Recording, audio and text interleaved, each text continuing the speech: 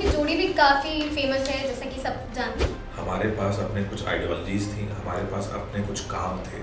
अखिलेश यादव जी ने लखनऊ को मेट्रो जैसी बड़ी चीज़ सौगात की थी। एक डिमांड जो आपको देखने को मिली हो क्लाइंट की ओर से, जो काफी फैसिनेटिंग या फिर चैलेंजिंग लगी हो आपको?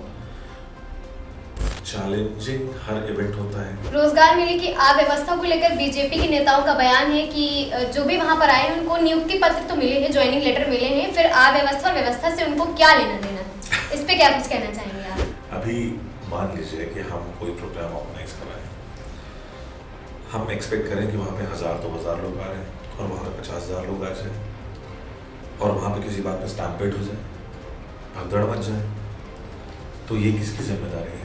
हम अगर 2000 लोगों को बुला रहे हैं तो 2000 लोगों से ज़्यादा लोगों के लिए पीने का पानी इस्तेमाल में लाएंगे। नमस्कार, आगाज टाइम्स देख रहे हैं आप, मैं हूं आपके साथ पलक शर्मा।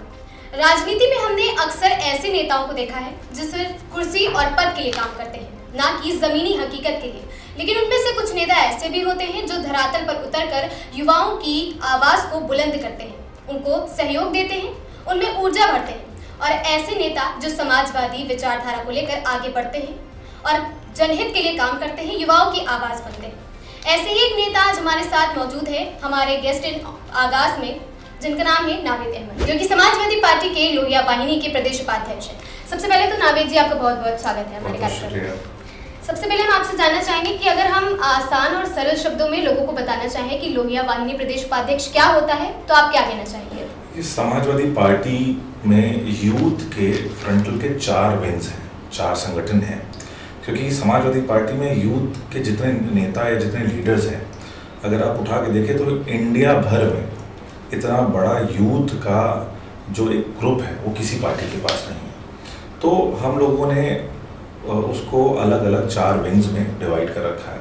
जैसे सबसे पहले आती है युवजन सभा, उसके बाद आती है लोहिया वाहिनी, फिर मुलायम सिंह यूथ ब्रिगेड और एक छात्र सभा आती है जिसमें यूनिवर्सिटीज लेवल के सारी चीज़ें एसोसिएटेड होती हैं। तो लोहिया वाहिनी एक संगठन है जो लोहिया जी के नाम पे बना है और उसमें यूथ को वही रिस्पॉन्सिबिलिटीज दी जाती हैं जो समाजवादी पार्टी की मेन बॉडी में सीनियर्स को दी जाती हैं। जी, हमारा अगला प्रश्न ये होगा कि जैसे कि आजकल के युवा हैं राजनीति से दूरी बनाकर रखते हैं, तो आपकी क्या विचारधारा थी जो आपने राजनीति में कदम उठाया? एक पॉलिटिक्स में करियर बहुत लोगों को लगता है कि बहुत ईज है, पॉलिटिक्स में बहुत ग्लैमर है। ऐसा नहीं है। पॉलिटिक्स एक ऐसा अफेयर है जिसमें इतनी अनसर्टेनिटी है कि आपको पता नहीं कि कल क्या आपके साथ होने वाला है। आप पहले तो बिगिनर लेवल से अपने आप को एक अडल्ट तक लेकर के आइए, उसके बाद उस अडल्ट लेवल से एक मैच्योरिटी लेवल तक अपने आप को लेके आइए, फिर पार्टी में आप अपने आप को साबित करिए कि आप उतने सिंसियर और मैच्योर इंसान हैं कि आप एक लेवल पे अटेन कर सकते हैं।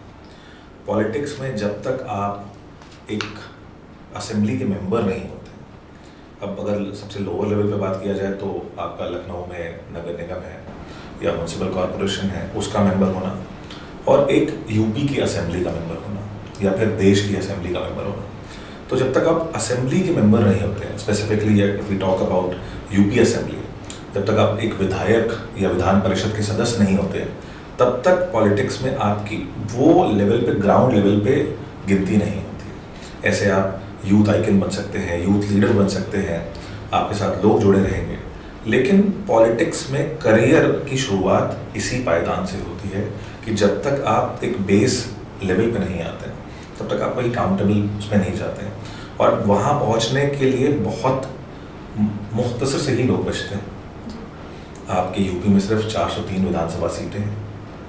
हमारी पार्टी उत्तर प्रदेश में चुनाव लड़ती है।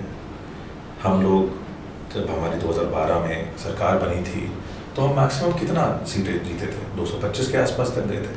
तो आप ये सोचिए ना कि उत्तर प्रदेश जैसे बड़े राज्य में हमारे पास अटेन करने के लिए बहुत छोटा सा फिगर है, सिर्फ 403 ही तो एमएलए बन सकते हैं। उनमें से आप एक जब बनते हैं तब आपकी ग्राउंड बेस माना जाता है कि आप कहीं एक स्टैंड कर गए पॉलिटिक्स में, वरना जब तक आप नहीं हैं तब तक पॉलिटिक्स में करियर आपका स्टार्ट ही नहीं होता।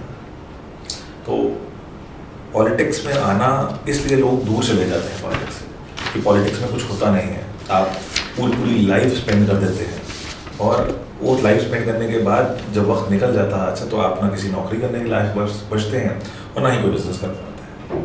तो पॉलिटिक्स मेन फ्रेम अफेयर लोगों का नहीं होना चाहिए। मैं यूथ से हमेशा इस बात को कहता हूँ कि पॉलिटिक्स अगर आप कर रहे हैं तो पॉलिटिक्स मुद्दों की होती है। अगर आप किसी भी तरह से पॉलिटिक्स कर रहे हैं तो पहले अपना आप बेस बनाइए, आप इंडिविजुअली क्या हैं, मार्केट में आपकी एज अ इंडिविजुअल वैल्यू क्या है, उसके बाद आप पॉलिटिक्स में अपना स्टेप इन करें।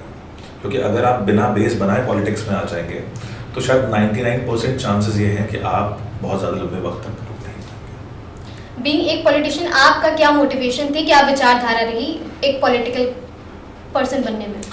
देखिए, बहुत पुरानी बात है, समवेयर अराउंड 2009 आई गेस। तो हम लोग यूनिवर्सिटी में ही थे और आई रिमेंबर वो उस वक्त मेरा बैचलर्स इन कॉमर्स का सेकेंड ईयर था, शायद सेकेंड ईयर था या फर्स्ट ईयर था। एक छात्र संघ बहाली को लेकर के एक प्रोग्राम ऑर्गेनाइज किया गया क्योंकि छात्र संघ के इलेक्शन बंद चल रहे थे और उस वक्त बहन जी की, मायावती जी की सरकार चल रही थी। तो उसमें वो स्टूडेंट्स पॉलिटिक्स को बहुत ज़्यादा प्रमोट नहीं करते थे। तो वो इलेक्शंस खुले, इसके लिए हम लोगों ने एक प्रोटेस्ट किया था जो शहीद स्मारक पार्क में हुआ था।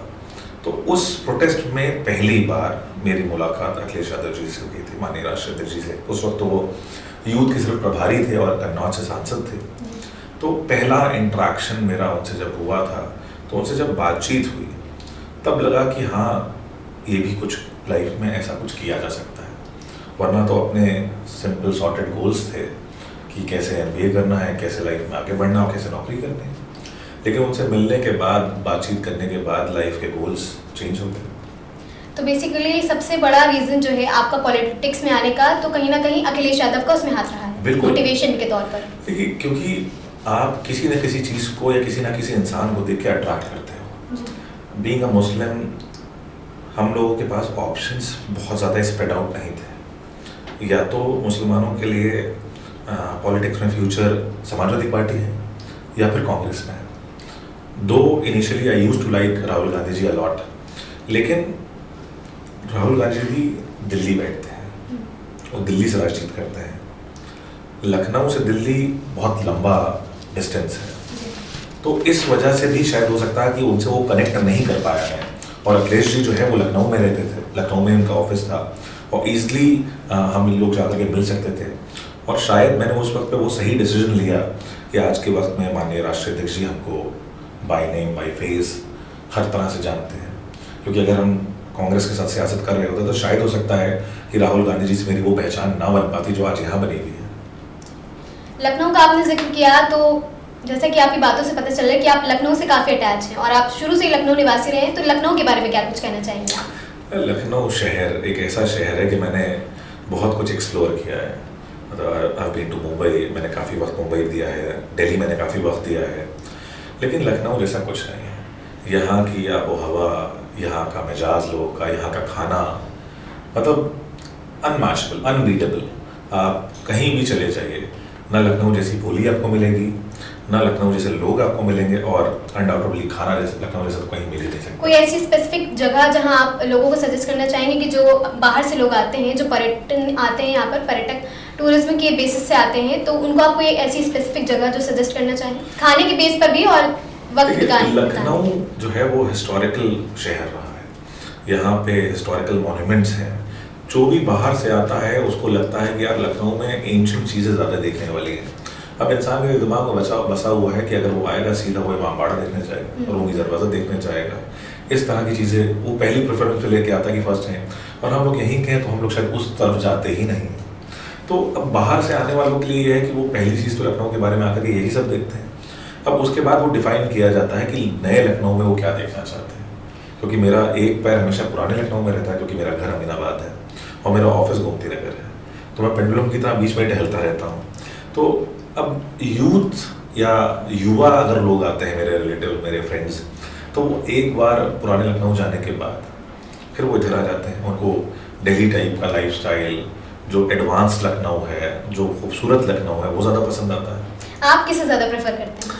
देखिए, दोनों के अपने प्रोज हैं और कॉन्स हैं। बिजनेस पॉइंट ऑफ व्यू से नया लखनऊ ज़्यादा अच्छा है, अपॉर्चुनिटीज़ के पॉइंट ऑफ व्यू से नया लखनऊ ज़्यादा अच्छा है। लेकिन अगर इखलाक, मोहब्बत और रिश्तों की बात की जाए तो वो नए लखनऊ में नहीं है, क्योंकि नए लखनऊ में सब लोग बाहर से आकर के बसे हैं, यहाँ का लोकल रेजिडेंशियल कोई भी नहीं है। कोई भी जब शहर में त्यौहार पड़ता है तो नए लखनऊ में ऐसा लगता है कर्फ्यू लग गया। अगर आप कभी भी नोटिस कर लीजिएगा, होली, दिवाली, ईद, बकरीद, कोई बड़ा फेस्टिवल अगर आप देखिए पड़ा, तो नया लखनऊ ऐसा वीरान हो जाता है कि लोग नहीं दिखते हैं, सड़कों पे ट्रैफिक नहीं होता है। आप कभी भी लॉन्ग वीकेंड पे देखिए, बाहर निकलिए लखनऊ में तो आपको ट्रैफिक नहीं मिलेगा। क्यों? क्योंकि जितना बाहर से लोग आकर के यहाँ फंसे हैं वो सब अपने गाँव भाग जाते हैं। लखनऊ की एक स्पेसिफिक जगह जो आप खाने के लिए लोगों को सजेस्ट करना चाहेंगे? अरे एक मतलब 100 जगहें हैं, वो भी कम पड़ जाए। मतलब क्योंकि लखनऊ जायके के लिए बहुत ज्यादा मशहूर है, तो एक कोई जगह जो आप ज्यादा प्रेफर करते हो मतलब जाने के लिए? हर क्विजीन, हर तरह की जबान के लोग हैं। आप वेजिटेरियन हैं तो उसके लिए अलग जगह है, आप नॉन वेजिटेरियन उसके लिए तो मतलब मल्टीपल जगह है। तो आप कहाँ से, जिस एरिया पे आप उंगली रखते हैं उस जगह पे 4-5 लोग निकल आएंगे। अब अमीनाबाद में चले जाइए तो यहाँ का फेमस टुंडे कबाबी है, उसके बगल में वाहिद बिरयानी है, उसके बगल में तमाम होटल्स हैं। मतलब उस फूड गली में आप चले जाएंगे तो मतलब आप बिना खाए तो लौट ही नहीं सकते। आप ऐसे ही पुराने लखनऊ चले जाइए, अकबरी गेट अपने आप में एक फूड गली है। एक नया फूड हब बन गया है हुसैनाबाद, यहाँ आपको ऑथेंटिक नॉनवेज जितना चाहिए होगा मिल जाएगा। अमीनाबाद में कुछ पोर्शन है जहाँ पे जो वेज कुजीन्स के लिए फेमस है, मधुरमा चले जाइए, नेत्राम आ जाइए, इनका आइकनिक सुबह का जो खस्ता आलू का ब्रेकफास्ट है। आप इधर व्रती खस्ते वाले आ जाइए, दुर्गा खस्ते वाले आ जाइए, इनका मॉर्निंग का ब्रेकफास्ट एक अल्टीमेट अलग चीज़ है जो आपको कहीं नहीं मिलती, शहर में सिर्फ वही मिलती है। कुछ जगहों को लेकर हाइप भी बनाया जाता है कि जैसे कि शर्मा चाय का बहुत हाइप है, तो आप क्या कुछ कहेंगे कि ये सिर्फ हाइप है या वाकई में इनके खाने पीने में टेस्ट है या वो मज़ा है कि हमें वहाँ पर जाके ट्राई करना चाहिए? देखिए, अब बाहर से जो लोग आते हैं उनको तो अलग पिक्चर दिखती है। शर्मा चाय भी लखनऊ में 3 जगह है, जी, ठीक है। अब एक शर्मा जो नगर निगम के पास है वो थोड़ी सी बड़ी जगह पे, खुली जगह पे है, मेन रोड पे है, तो पब्लिक ईजिली पहुंच जाती है। फिर वहाँ पे भीड़ ज़्यादा होती है, फिर वहाँ पे एक छोटा सा पार्क भी है, तो लोग वहाँ बैठ कर के चाय पी लेते हैं, तो लोगों को लगता है कि यही बढ़िया जगह है। एक शर्मा एलडीए ऑफिस जो पुराना लाल बाग में है वहाँ पे भी है। एक उन्हीं के ही कज़न है अंदर केवल के नाम से, उनकी चाय बहुत अलग होती है। और उसके अलावा लखनऊ शहर में ग्लोब नाम से एक बेकरी है, उसकी चाय अपने आप में बहुत ऑथेंटिक है। आप गोमती नगर में SRS सिनेमा के सामने सिस्टम वाले की चाय उसकी पी लीजिए, उसकी चाय बहुत अलग है। तो ये तो टेस्ट के ऊपर है कि जो जानता होगा वो अच्छी जगहों पे ले जा सकता है। तो एक पॉलिटिशियन होने के साथ आप क्योंकि एक युवा भी हैं, तो आप कभी जैसे आपका मन किया कि पॉलिटिक्स से हट के या सब भीड़ भाड़ शोर से दूर कहीं आपको ऐसी एक जगह जहाँ जाने का मन करता हो, जो जगह आपको आकर्षित करती है और अट्रैक्ट करती है, जहाँ आपको समय बिताना अच्छा लगता है लखनऊ की? लखनऊ में फिर अगर आपको शांत जगहें जानी है तो फिर आपको नए लखनऊ में जाना पड़ेगा, ठीक है। नए लखनऊ में आप किसी भी कॉर्नर पे चले जाइए, चाहे आप अंसल साइड चले जाइए, चाहे लखनऊ में हमारी एक मरीन ड्राइव हुआ करती है, इधर की तरफ निकल आइए, ठीक है, चाहे आप लामाटनिया साइड चले जाइए। ये सब जगहें वो पीसफुल जगहें हैं जहाँ पे आप बैठ करके अपने कुछ सुकून के लम्हे जी सकते हैं। मैंने गंज में स्कूल था, क्राइस्ट चर्च, वहाँ से पढ़ाई करी, तो वो एक ऐसा सेंटर पॉइंट था कि उसके अगल बगल ही सब कुछ कनेक्टेड था। तो हम लोग को जब कभी मौका मिलता था तो हम लोग लामाटनिया चले जाते थे, वहाँ पे बहुत पीसफुल एरिया रहता था, चाहे वो खेलने के लिए जाते हों या सुकून के पल बिताने जाते हैं। तो आज भी मार्टिन की जो लाट वाला एरिया है, आप कभी भी शाम को वहाँ चले जाइए तो आपको बहुत पीसफुल एहसास महसूस होगा वहाँ पे। बहरहाल राजनीति पर वापस आते हैं और बात करते हैं समाजवादी पार्टी की। तो हमेशा समाजवादी पार्टी के ऊपर आरोप लगते हैं कि वो परिवारवाद की राजनीति करती है, तो आप उस पर क्या कुछ कहना चाहेंगे? जैसे कि सांसद है धर्मेंद्र यादव आजमगढ़ से सांसद सपा के, उसके साथ मैनपुरी से डिम्पल यादव हैं, अखिलेश यादव की धर्मपत्नी, और बदायूं से आदित्य यादव, और साथ ही अखिलेश यादव भी कन्नौज से सांसद है। तो क्या कुछ परिवारवाद को लेकर आप कहना चाहेंगे? देखिए, परिवारवाद की डेफिनेशन बहुत अलग है। माननीय मुलायम सिंह यादव जी ने अपने परिवार को इस तरीके से बनाया कि उनके परिवार के सदस्य अलग अलग जगहों से एक पब्लिक रिप्रेजेंटेटिव बन के मिले। आप अगर देखती हैं इस बात को तो उसमें कोई भी ऐसा नहीं है जो नॉमिनेटेड हो कि हमने इनको नॉमिनेट कर दिया और ये बन गए। ये सब लोग वो हैं जिन्होंने जनता के बीच में जाकर के काम किया है, मेहनत करी है और चुनाव जीत करके सदन पहुंचे हैं। आपके हो सकता हो नॉलेज में कोई ऐसी फैमिली हो जिसमें एक बच्चा डॉक्टर है, एक इंजीनियर है, या हो सकता हो सिविल सर्वेंट है, या कोई एक ऐसी फैमिली हो जिसके घर में 2-3 सिविल सर्वेंट हो। मेरे नोन में ऐसे बहुत सारे लोग हैं जिनके घर में 2-3 बच्चे सिविल सर्वेंट हैं। अंकल खुद भी सिविल सर्वेंट रहे, उनके तीनों बच्चे भी सिविल सर्वेंट हैं। तो क्या उन्होंने कोई अलग तरीके से उनको नॉमिनेट तो नहीं किया ना, वो भी एग्ज़ाम दे करके सिविल सर्वेंट बने। तो ऐसे ही पॉलिटिक्स में भी इंसान इलेक्शन लड़ करके सदन का सदस्य बनता है। आप उस बैकग्राउंड से आते हो तो those things are in your blood, ठीक है, जो आपको परिवार से मिलती हैं कि आपको राजनीति करनी है। तो राजनीति में आपने एक एडवांटेज तो आपको मिला कि आप एक परिवार से हो, लेकिन आपने फिर वो चीज़ खुद अचीव करी जा करके। आपने एक एरिया चुना, वहाँ से डेडिकेटेडली जा करके मेहनत करी और फिर इलेक्शन लड़ा। मतलब हम सिर्फ अपनी पार्टी के बारे में क्यों बात करें, लखनऊ से हमारे राजनाथ सिंह साहब MP हैं, उनका एक बेटा नोएडा से MLA है और एक बेटा उनका लखनऊ में सारा कामधार संभालता है, तो वो भी फिर परिवार बात लगना चाहिए। ऐसे ही देश के गृह मंत्री हैं अमित शाह साहब, उनका बेटा है, ठीक है, उसने ऐसा क्या किया था कि उसको आपने नॉमिनेट कर दिया, पहले BCCI बनाया, फिर ICC का चेयरमैन बना दिया। तो ये चीज़ें, ये बेस्ड आरोप, मतलब जिनको कुछ नहीं मिलता कहने को, तो वो इस तरह की बातें करके टाइम वेस्ट करते।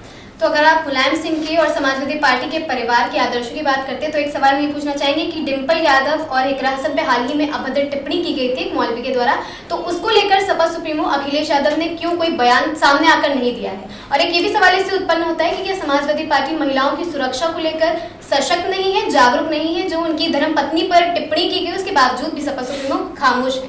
देखिए, अखिलेश जी और बाकी हमारे सांसद के जो सदस्य थे, वो एक दावतनामे पे पार्लियामेंट की जो एक मस्जिद है वहाँ गए थे। उसके जो इमाम हैं वो रामपुर से हमारे सांसद हैं। तो अब किसी ने दावतनामे पे किसी को कहीं बुलाया और डिम्पल जी, आदरणीय सांसद जी हमारी जो है, वो एक ऐसी आइकनिक लेडी हैं जिनका ड्रेसिंग सेंस पूरे इंडिया में अप्रिशिएट किया जाता है, पूरे इंडिया में। इकरा हसन जी, ठीक है, उनके सर से दुपट्टा नहीं हटता, ठीक है।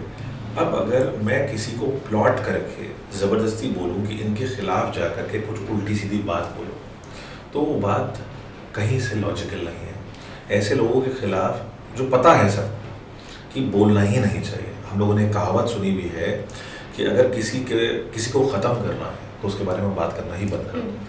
अब जितना उस बारे में बात करोगे उतनी ही वो बात निकलेगी।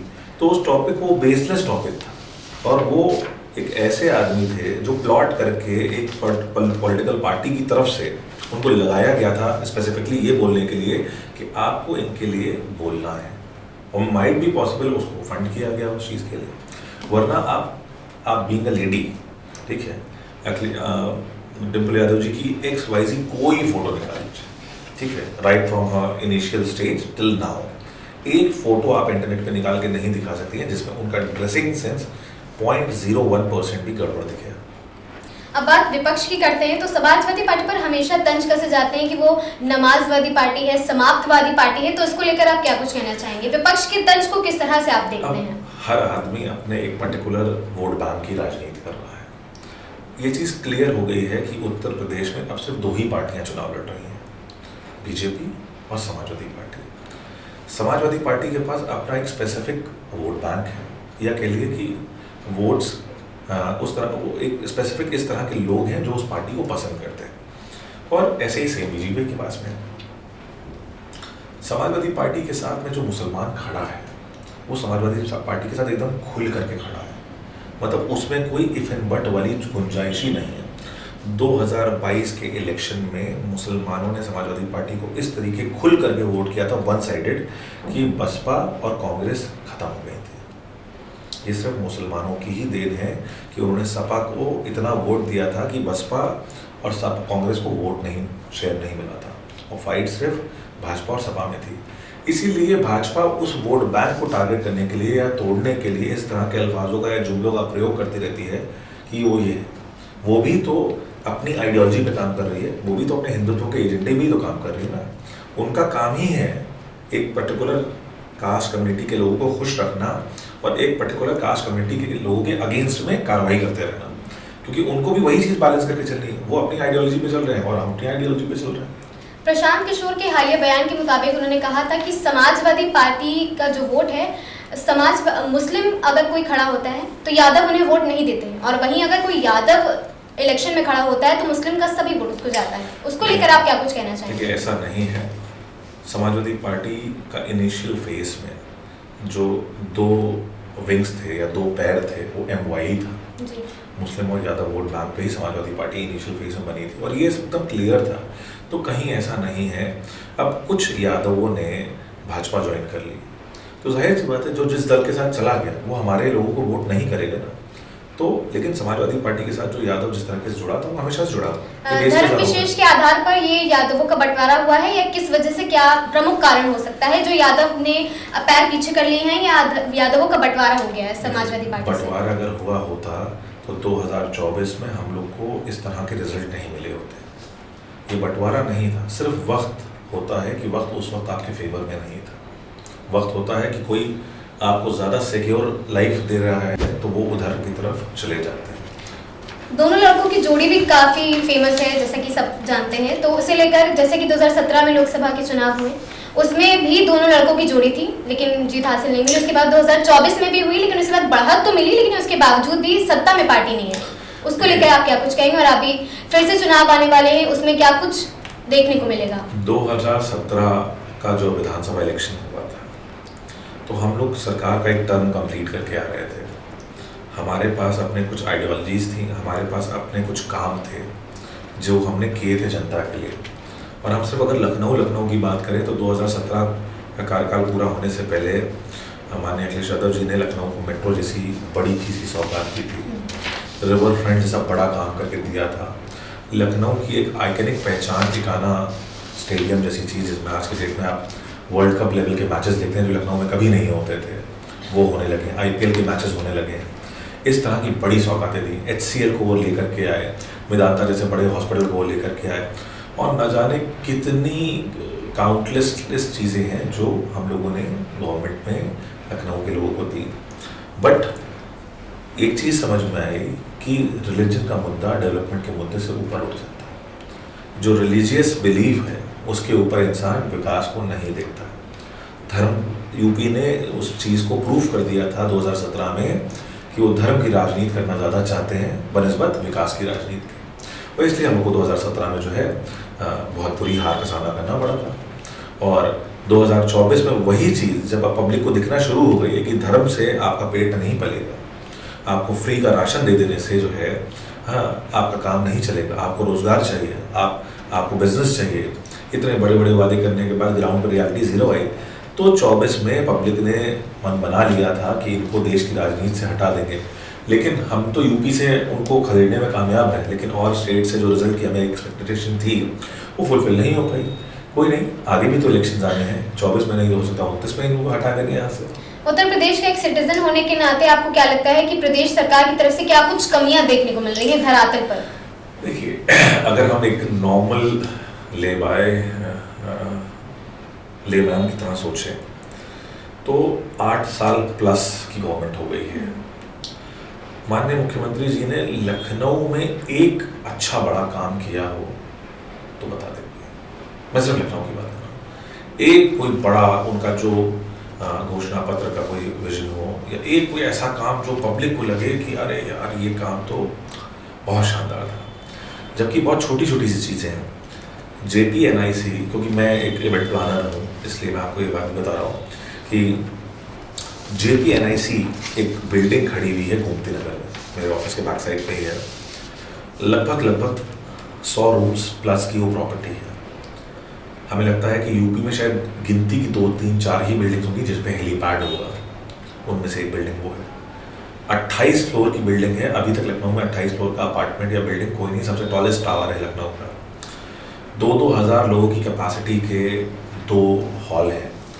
ओलंपिक साइज का उसमें पूल है। मतलब अगर ओलंपिक लेवल का टूर्नामेंट लखनऊ में हो तो उसमें हम स्विमिंग कंपटीशन जो है वो JPNIC के स्विमिंग पूल में करा सकते हैं।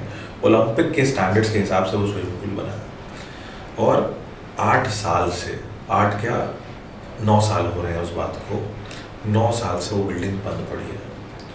अगर हम एक आम जनता की तरह सोचते हैं, हम पॉलिटिकल बात भूल जाते हैं, वो हम बिल्डिंग को 8-9 साल से ऐसा का कि ऐसा ही देखते आ रहे हैं, वो रोज़ ख़राब होती चली जा रही है।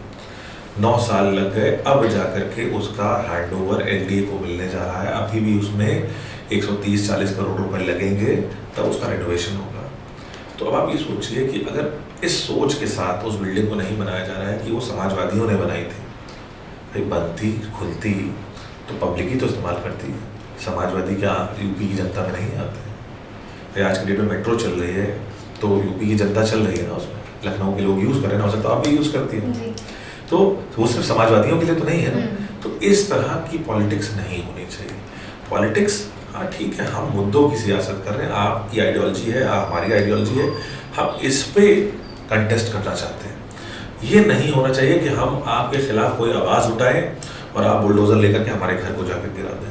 ये नहीं होना चाहिए, ये पॉलिटिक्स में कभी नहीं हुआ था और ये बहुत गलत एग्जाम्पल सेट कर रहा है। ऐसा ना हो कल को कि जब वक्त बदले तो चीज़ें आपके अगेंस्ट हों, ठीक है। हम लोग नहीं सोचते हैं उस तरह से कि इस तरह की कोई राजनीति की जाए। बात डेवलपमेंट की हो, आप ये करिए कि आप हमसे अच्छा करके दिखाइए, हमने ये बनाया तो आप इससे और अच्छा बनाइए, हम गवर्नमेंट में आएंगे, हम पावर में आएंगे, हम इससे और अच्छा काम करेंगे। पॉलिटिक्स इस तरह की होनी चाहिए। ये होता है कि आप जनता को क्या तोहफा दे सकते हैं, इंस्टेड ऑफ कि हम फ्री में ये दिए दे रहे हैं। युवाओं की आवाज होने के साथ आप लोहिया वाहिनी के प्रदेश उपाध्यक्ष भी हैं, तो क्या कभी आपके साथ ऐसा हुआ है कि आपने युवाओं के लिए, जनता के लिए सड़क पर उतरकर प्रदर्शन किया है, या आपने कभी लाठी खाई हो, ऐसा कुछ आपके साथ हुआ है? लाठी तो नहीं खाई है, ऊपर वाले का शुक्र है अभी तक। हाँ, मेरे पास अगर हमारे यूथ के लोग अपनी किसी भी तरह की प्रॉब्लम को लेकर के आते हैं तो बीइंग एन एजुकेटेड पर्सन, हमें वो सिस्टम पता है, वो तरीका पता है कि कौन सा काम किस तरीके से होता है। अगर कोई जेन्युइन काम है और वो किसी भी XYZ ऑफिसर से होना है, तो मुझे पता है कि उस काम को करने के लिए क्या रूट अपनाना चाहिए, तो हम वो रूट अपना करके वो कॉज उसको हम दूर कर देते हैं। युवाओं की सबसे ज्यादा क्या शिकायतें आपके सामने आती हैं? युवाओं के पास काम नहीं है, युवाओं के पास नौकरी नहीं है। लेकिन योगी जी तो महाकुंभ चला रहे हैं जॉब्स का। वो फिर वही घूम फिर के वही बात आ गई कि वो उनकी आइडियोलॉजी का एक पार्ट है, ठीक है। वो जो सियासत करते हैं उसमें रिलीजन पहले आता है, वो वही करेंगे। हमारे साथ में रोज़ अगर मान लीजिए 10 लोग रात में खड़े होकर के चाय पे चर्चा करते हैं, ठीक है, तो आप ये समझ लीजिए कि वो 10 में से कम 6 लोग ऐसे होते हैं जो शायद कोई काम नहीं कर रहे होते हैं। मतलब ये एक हार्श रियलिटी है कि लोगों के पास सच में काम नहीं है, नौकरी नहीं है। हमने अपने ऑफिस में, हमको लगता है कोई बहुत नीडी है, अपने ऑफिस में उठा करके उसे काम दे देते हैं कि करो। अगर उसके अंदर कैपेसिटी होती है तो काम करके वो आगे बढ़ जाता है, उसे भी कॉन्फिडेंस मिलता है कि हाँ चलो हमें कहीं कोई सपोर्ट मिला। हाँ, और अगर उसके अंदर वो चीज़ होती है, वो टैलेंट होता है, तो वो रिजल्ट मिल जाता है उसको। लेकिन अब जैसे मैं बताऊँ, 15 दिन पुरानी बात है, एक रोजगार मेला आयोजन किया गया था जिसमें एक्सपेक्टेड था कि कुछ 10,000 लोग या 5,000 लोग आएंगे, और लोग लाखों में पहुंच गए थे। तो अव्यवस्था इतनी हो गई थी कि किसी का इंटरव्यू नहीं हो पाया। तो आप ये सोचिए कि प्रदेश में बेरोजगारी का लेवल इस तरह बढ़ गया है। माइट बी पॉसिबल आपके भी लोग होंगे, आपके भी जानने में लोग होंगे जो नौकरी ढूंढ रहे होते होंगे और नौकरी नहीं मिल पा रही, तो सही में नौकरी नहीं मिल पा रही, अपॉर्चुनिटीज़ बहुत कम हो गई हैं। आप रोज़गार के लिए कहाँ कहाँ भटक रहे हैं।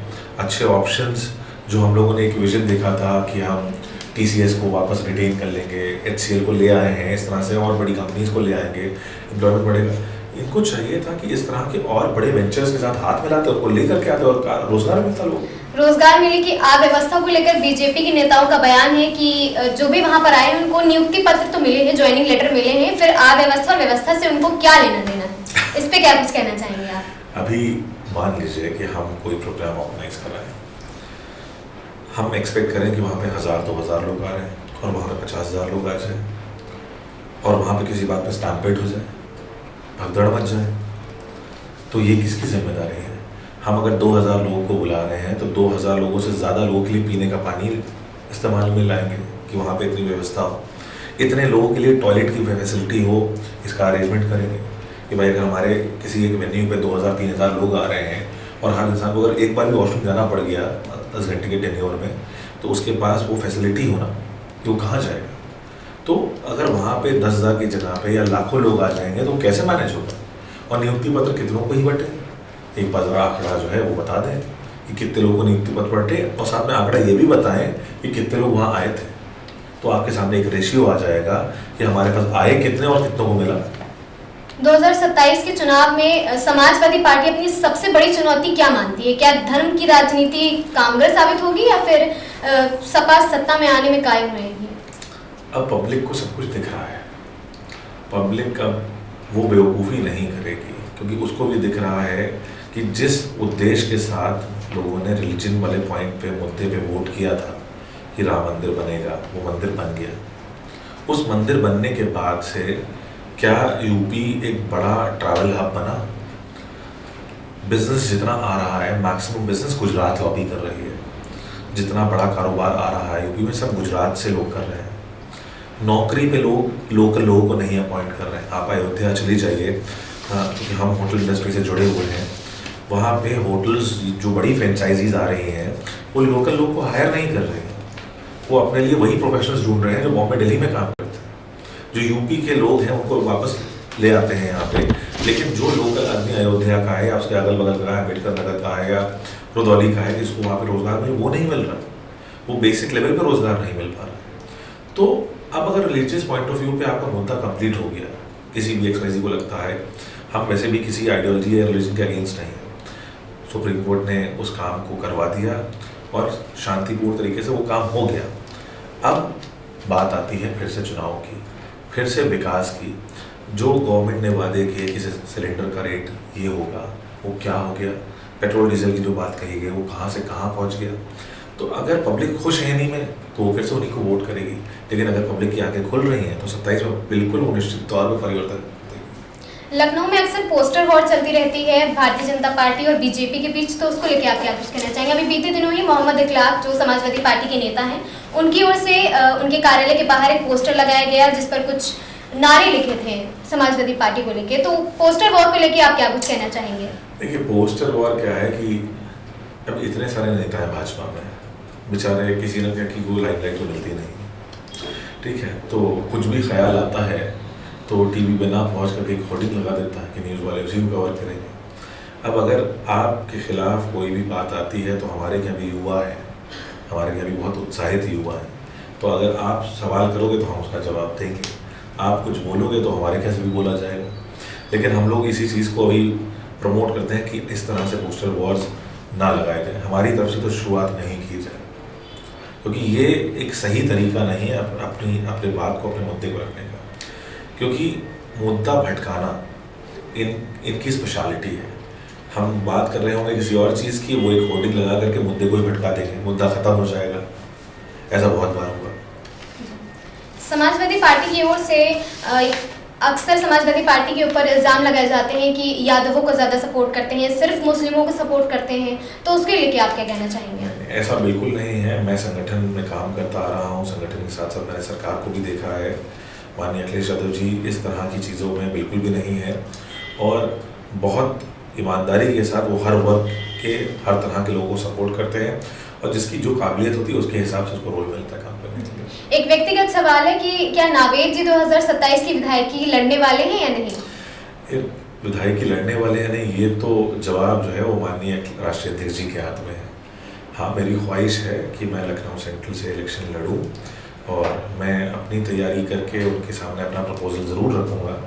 निर्णय उनका जो होगा, पार्टी जो भी जिसको तय करेगी, मैं चुनाव से लड़वाऊँगा।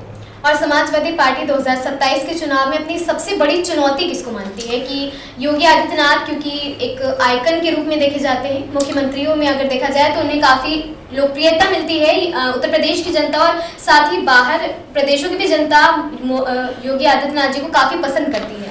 बिल्कुल पसंद करती है। देखिएगा, अगर हमें लगता है कि जो हम लोग की कैलकुलेशन कह रही है तो 2027 का चुनाव आने से पहले जो है हमारे सामने बीजेपी की तरफ से एक नया मुख्यमंत्री होगा और हम लोग उसके खिलाफ चुनाव लड़ रहे हैं।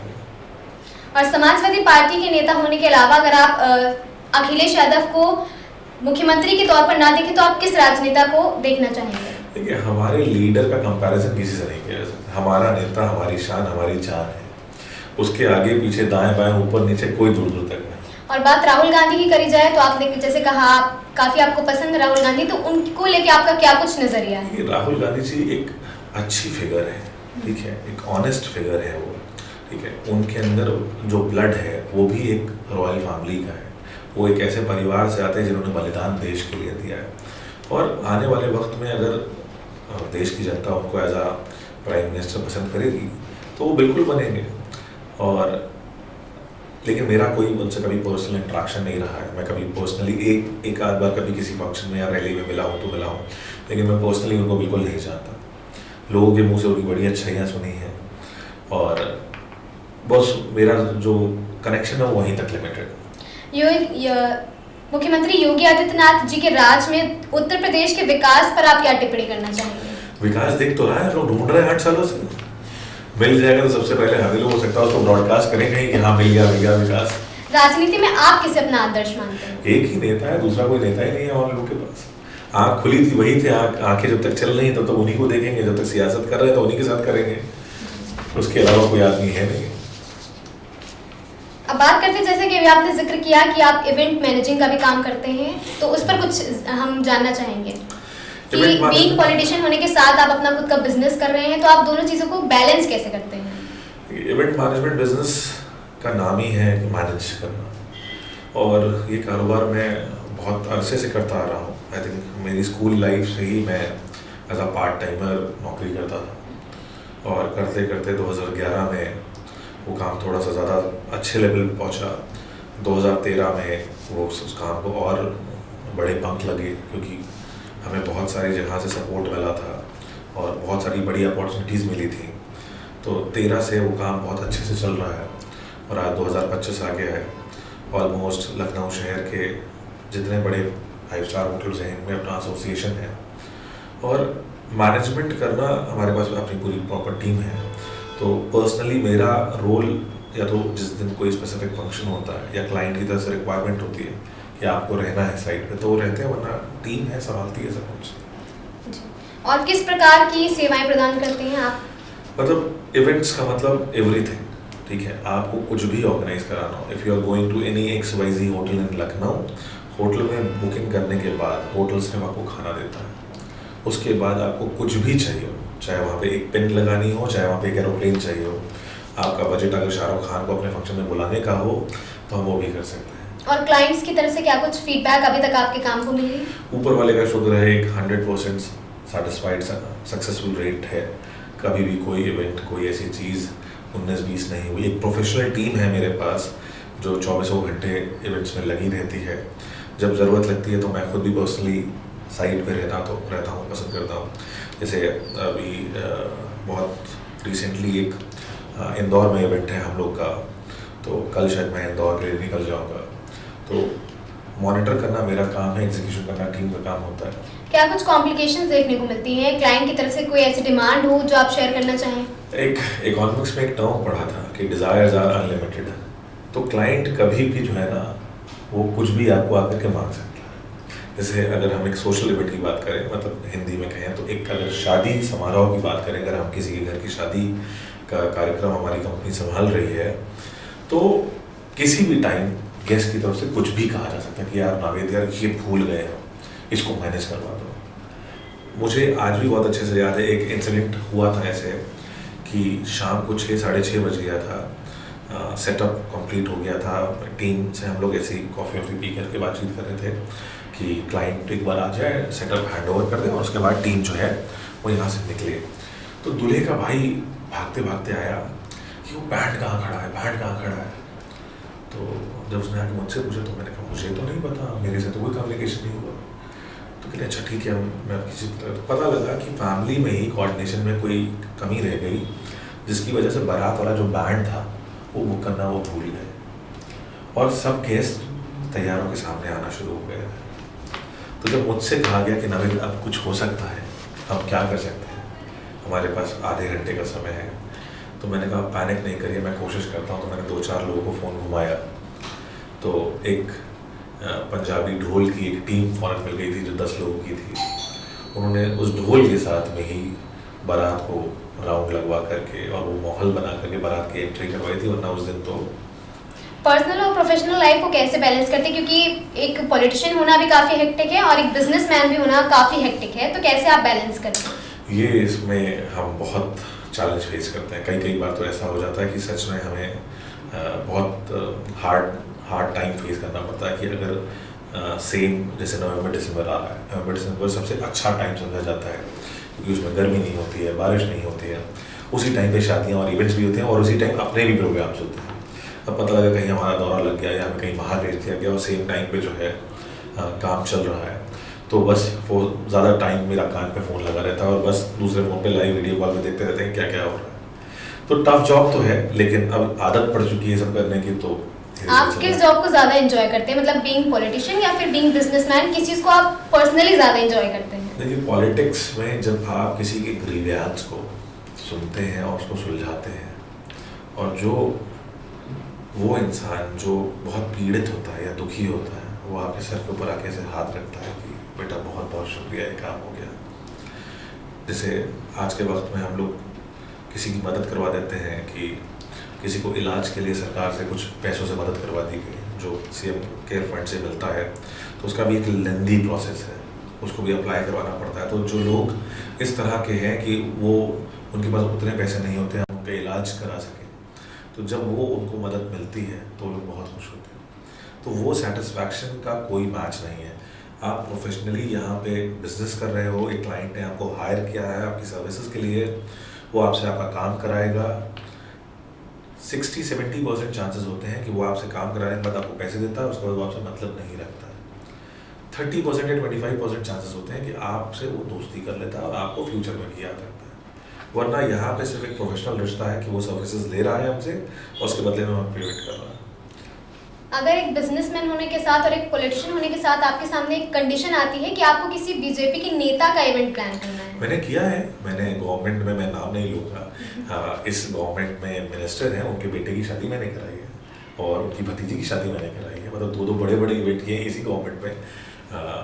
अब मेरी प्रोफेशनल कंपनी है, तो मान लीजिए कभी किसी बड़े होटल में कोई इवेंट है जिसमें मान लीजिए कि मीडिया का कोई इवेंट है, कोई डिबेट प्रोग्राम है जो मुझे मिला है कराने के लिए, तो उसमें मुख्यमंत्री भी आते हैं और पूर्व मुख्यमंत्री भी आते हैं। तो आप फर्दर इसे कंटिन्यू रखेंगे? देखिए, कारोबार अपनी जगह पे, कारोबार में आप ये नहीं देख सकते ना कि इसका काम आपको करना है और इसका काम आपको नहीं करना है। तो धंधे का धर्म यह है कि धंधा अगर आपके पास आ रहा है तो आपको उसे पूरी ईमानदारी से कराना है, आप कहीं भी हो। आपकी सोच क्या है उससे मतलब नहीं है यहाँ पे, धंधे का धर्म अलग है। यूथ को आप क्या सजेस्ट करेंगे, बिजनेस या पॉलिटिक्स? पॉलिटिक्स बिना बिजनेस के, बिना कारोबार के नहीं हो सकती। Politics requires a lot of expenses. आपके पास पैसे नहीं हैं तो आप शायद सियासत नहीं कर पाएंगे। अब वो ज़माना नहीं रह गया कि हम आलम बदी साहब जैसे एमएलए को देखें जो बिना गाड़ी के, बिना रिसोर्सेज के एमएलए बनते चले जा रहे हैं। आज की पॉलिटिक्स बहुत एडवांस हो गई है, बहुत टेकी हो गई है। मैं बड़े शहर अगर लखनऊ की बात करता हूँ तो लोगों के पास टाइम वेस्ट करने के लिए बिल्कुल नहीं। वो अपने घर पे रह करके अपने लिविंग रूम में टीवी देखना पसंद करेंगे, कि वो रैली में जाना पसंद नहीं करेंगे। वो वोटिंग डे पे वोट तो ज़रूर कर सकते हैं, लेकिन वो उनसे कहो कि अगर झुंड बना करके निकलो या दोस्तों को लेकर के निकलो और प्रोग्राम में चल रहा है तो शायद वो काम ना करें। वो आपको फाइनेंशियली सपोर्ट दे सकते हैं, लेकिन उनका वक्त लेना लखनऊ जैसे बड़े महानगर में आज के डेट में बहुत बड़ा टास्क है। आप बहुत कुछ करवा सकते हो, किसी भी तरह की हेल्प ले लो, लेकिन आप टाइम बहुत मुश्किल से ले सकते हो लोगों का। तो ये कह सकते हैं कि राजनीति के साथ बिजनेस ज्वाइन करना पॉलिटिक्स के एक्सपेंसेस का मकसद था। बिजनेस, देखिए आप घर भी तो चलाओगे। सियासत में मैंने आपसे क्या कहा कि जब तक आप अनलेस एंड अनटिल आप यूपी असेंबली के मेंबर नहीं बनते हो तब तक आपको सैलरी नहीं मिलती है। आप घर कैसे चलाओगे अपना, इस बात को समझना चाहिए। या तो आप XYZ सोर्सेज ऑफ इनकम बनाओगे कि आपने काम के साथ साथ कोई सर्विसेज प्रोवाइड करना शुरू कर दी, हाँ, या XYZ कुछ भी आप करोगे, लेकिन आपको बैकिंग के लिए अपना एक कारोबार होना तो बहुत मैंडेटरी है। बिना बिजनेस के या पॉलिटिक्स में देखा जाए तो जॉब ओरिएंटेड, अगर आप टीचर हैं तो टीचर्स के लिए पॉलिटिक्स बहुत अच्छी है, क्योंकि जिस तरह से वो सिद्धांतों में पढ़ाई करवाते हैं उस तरीके से उसी तरह से सिद्धांतों में वो पॉलिटिक्स कर सकते हैं। लखनऊ के इवेंट्स की क्या कुछ डिमांड है? जैसे कि आप जानते हैं कि लखनऊ अपने एम्बियंस के लिए मशहूर है, अवध के नाम से ज़्यादातर जाना जाता है, तो ऐसी क्या कुछ डिमांड पर्टिकुलर लखनऊ के इवेंट्स में आपको देखने को मिली है? लखनऊ अर्बनाइज शहर हो गया है और लखनऊ बहुत तेज़ी से डेवलप कर रहा है, बहुत तेज़ी से। हमें लगता है कि अगर हम यूपी वेस्ट की बात करें तो यूपी वेस्ट का जो कल्चर है, मतलब एनसीआर का जो कल्चर है, वो लखनऊ में आके फंस गया है।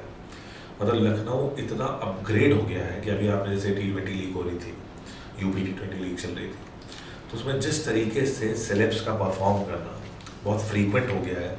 लखनऊ में मूवी की शूटिंग्स बहुत फ्रीक्वेंट हो गई हैं।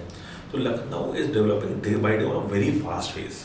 ठीक है, जो काम लंदन में, यूएस में, अमेरिका में हो रहा है वो लोगों को दिख रहा है। जैसे हमारे बहुत सारे क्लाइंट्स हैं जिनकी शादी होने वाली है, तो वो Pinterest जैसी चीज़ों का सपोर्ट ले रहे हैं, उनको मूड बोर्ड चाहिए है। ठीक है, आप पीपीटी तैयार की दिए 2D या 3D में उनको ड्रॉ करके बताइए कि स्टेज कैसा दिखेगा, सेटअप कैसा होगा।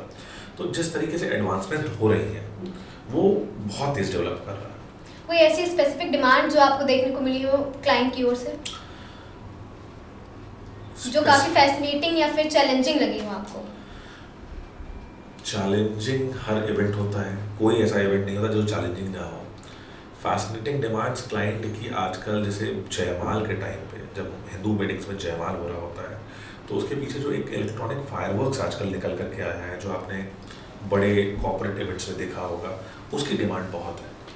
अब वो चीज़ फुलफिल होटल्स में नहीं हो सकती। होटल कहता है कि हम अपने यहाँ फायरवर्क्स अलाउ नहीं करेंगे, तो उसके लिए इंसान को स्पेसिफिकली रिजॉर्ट जैसी जगह चाहिए होती है जो एकदम ओपन हो कि फायरवर्क्स वहाँ पे हो सकें। तो एक आध इवेंट्स में हमने किया भी है, और अब की जो इवेंट्स आ रहे हैं इसमें भी है हमारे पास इस तरह की चीज़ें लाएगा। तो बड़ी फैसिनेटिंग सी होती है कि वो 2-3 मिनट का जो इलेक्ट्रॉनिक फायरवर्क्स होते हैं वो बहुत गजब से होती है। उत्तर प्रदेश के और लखनऊ के युवाओं को स्पेशली आप क्या कुछ संदेश देना चाहेंगे? युवाओं का संदेश यही है कि मेहनत करनी पड़ेगी। और 2027 के चुनाव को लेके आप क्या कुछ कहना चाहेंगे? देखिए, 27 का चुनाव जो है ना वो अपॉर्चुनिटीज़ लेकर के आएगा। 27 के चुनाव में बदलाव होगा। 27 के चुनाव के बाद जो है बहुत सारे रास्ते खुलेंगे, क्योंकि बीइंग अ लेमैन बहुत सारी चीज़ें दिख रही हैं जो हो नहीं रही हैं और एकदम स्टक हुई हुई हैं। 27 का चुनाव परिवर्तन लेकर के आएगा, और परिवर्तन जब होगा तो ये समझ लीजिए वो समाजवादी सरकार अगर अपने वजूद में आती है तो बहुत सारी चीज़ें ऐसी होने वाली हैं जो 2012 से 17 के बीच में हुई। और एक वक्त को अगर आप समाजवादी पार्टी को साइड में रख दें तो आप क्या ऐसा कोई मुख्यमंत्री योगी आदित्यनाथ जी की ओर से कोई काम ऐसा जिसने आपको अट्रैक्ट किया हो कि हाँ ये काम हम कह सकते हैं कि मुख्यमंत्री की जी की ओर से अच्छा हुआ है? देखिए, अभी तक तो फिजिकल टर्म्स में मुझे कुछ नहीं दिखा है। मैं आपसे भी थोड़ी देर पहले भी कह रहा था कि 8 साल हो गए हैं, हम विकास को ढूंढ रहे हैं। ठीक है, एक एक्सप्रेसवे इन्होंने बनाया है जिसका नाम पूर्वांचल एक्सप्रेसवे है। इसकी डिज़ाइनिंग समाजवादी सरकार में हुई थी, लेकिन कभी आप लखनऊ से दिल्ली जाइए और आप लखनऊ से पूर्वांचल जाइए, दोनों एक्सप्रेसवे पे आप खुद पर्सनली ट्रैवल करिए, आपको ज़मीन आसमान का फ़र्क पता लग जाएगा। जहाँ आगरा एक्सप्रेसवे पे आप अपनी गाड़ी को जितना स्मूथली लेके जा सकते हैं, पूर्वांचल एक्सप्रेसवे पे अपनी गाड़ी को उस लेवल से आप नहीं ले जा सकते। सड़कें धंसी जा रही हैं, ठीक है, रोड की क्वालिटी बहुत ख़राब है, ज़रा सी बारिश होती है पूरा उसका डामर उखड़ जाता है। तो एक ही चीज़ अभी तक इस गवर्नमेंट ने दिखाई थी जो उन्होंने बनाई है, वो भी फ्लॉप हो गई। उसके अलावा फिजिकल एस्पेक्ट्स पे तो कुछ नहीं। बहुत सारे लोग लॉ एंड ऑर्डर को लेकर के कहते हैं कि लॉ एंड ऑर्डर बहुत स्ट्रिक्ट है, लेकिन लॉ एंड ऑर्डर स्ट्रिक्ट एक स्पेसिफिक रिलीजन, एक स्पेसिफिक कम्युनिटी के खिलाफ है। कि अगर क्राइम में कोई स्पेसिफिक कम्युनिटी इन्वॉल्व है या एक पर्टिकुलर रिलीजन इन्वॉल्व है तो उसके खिलाफ फौरन कार्रवाई हो जाएगी। ये सबके लिए नहीं है, तो ऐसा नहीं होना चाहिए। राजा का विजन जो है वो सबके लिए बराबर से होना चाहिए। राजा ऐसा हो जो पूरी अपनी प्रजा को बराबर से तौले, ये नहीं कि एक अच्छा है और एक अच्छा नहीं। तो एक रैपिड फायर के साथ हम अपने कॉन्वर्सेशन को एंड करेंगे, जिसमें मैं आपको राजनेताओं के नाम दूंगी, तो आपको जो आपके मन में पहला वर्ड जो आता है आपको उसे शेयर करना होगा। सबसे पहले सपा सुप्रीमो अखिलेश यादव।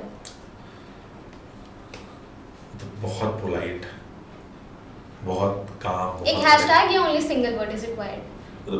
कामनेस की एक मिसाल कह सकते हैं। डिम्पल यादव। एक आइकॉनिक फेस फीमेल्स की। इकरा हसन। इकरा हसन एक सोबर काम सी बंदी है।